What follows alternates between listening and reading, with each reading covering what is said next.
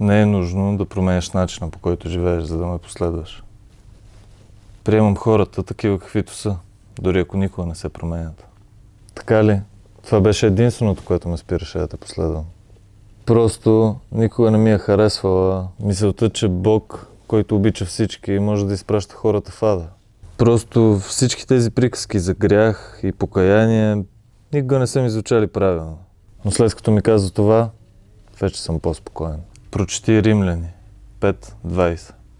Но където се умножи грехът, се преумножи и благодатта. Моята благодат гледа отвъд твоя грях. Чакай малко, не прелиствай. Какво има? Следващите няколко стиха. Римляни 6:1. Да стоим ли в греха, за да се умножи благодатта? Защо не ми каза този стих? Това никой не трябва да го разбира.